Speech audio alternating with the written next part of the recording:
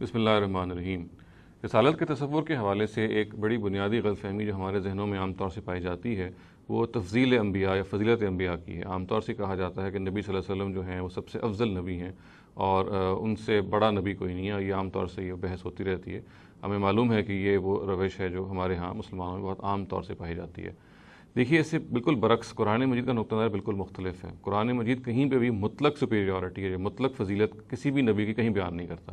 قرآن یہ کہتا ہے تلک رسول فضلنا بعضهم علی بعض، یعنی انبیاء کے سلسلے کا ذکر کرنے کے بعد کہتا ہے ایک مقام پہ سورہ بقرہ میں کہ یہ وہ رسول ہیں جن کو اللہ تعالیٰ نے یعنی ان سے بعض رسولوں کو بعض پر برتری دی ہے۔ کہیں پہ یہ نہیں کہا کہ ایبسولوٹ برتری دی ہے۔ یہ معلوم ہے قرآن مجید کے مطالعے سے کہ حضرت موسیٰ سے اللہ تعالیٰ ہم کلام ہوئے، حضرت نوح کی جو عمر 9.5 سال قرآن نے بتائی گی، اور اسی طریقے سے حضرت عیسیٰ کے بارے میں معلوم ہے کہ انہوں نے معجزے دکھائے، اور خود نبی صلی اللہ علیہ وسلم کے حوالے سے معلوم ہے ان کا سب سے بڑا معجزہ قرآن مجید ہے۔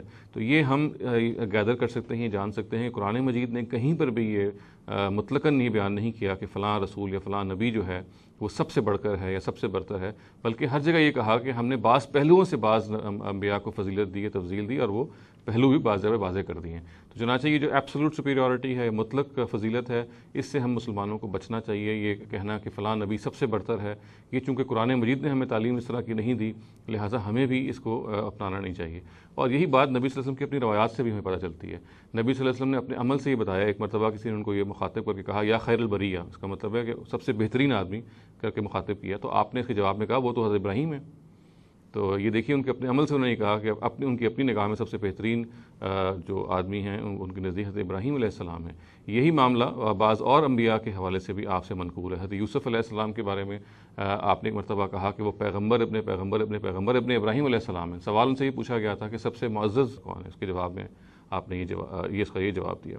تو دیکھیے خود نبی صلی اللہ علیہ وسلم کا اپنا عمل ہمیں یہ بتاتا ہے کہ وہ کسی بھی مطلق فضیلت کے قائل ہرگز نہیں تھے، اور خود قرآن مجید جیسا کہ میں نے عرض کیا یہ کہتا ہے کہ فضلنا بعضهم علی بعض، یعنی بعض رسولوں کو ہم نے بعض پہلوؤں سے بعض پر برتری دی، اور کوئی ایبسولوٹ برتری کے بارے میں تصور نہیں کر سکتا۔ ہمارے ہاں نبی صلی اللہ علیہ وسلم کے حوالے سے جو ایک سینٹیمنٹ پایا جاتا ہے کہ چونکہ وہ خاتم النبیین ہیں، یقیناً وہ ہیں خاتم النبیین، اور یہ ان کا یہ برتری کا ایک پہلو ہے، اور ان کی برتری کا ایک پہلو یہ بھی ہے کہ وہ ایک ساری دنیا کے لیے بھیجے گئے۔ باقی انبیاء جو تھے اپنی خاص اقوام کے لیے آئے۔ نبی صلی اللہ علیہ وسلم کی جو بعثت تھی اس میں کوئی شبہ نہیں ہے کہ وہ بنی اسماعیل کی طرف بھی تھی، اور چونکہ بنی اسماعیل کے اوپر یہ ذمہ داری تھی کہ باقی اقوام تک دین کی گواہی دیں، چنانچہ نبی صلی اللہ علیہ وسلم کی جو ایک لحاظ سے رسالت ہے وہ ایکسٹینڈ کرتی ہے تمام انسانیت پہ۔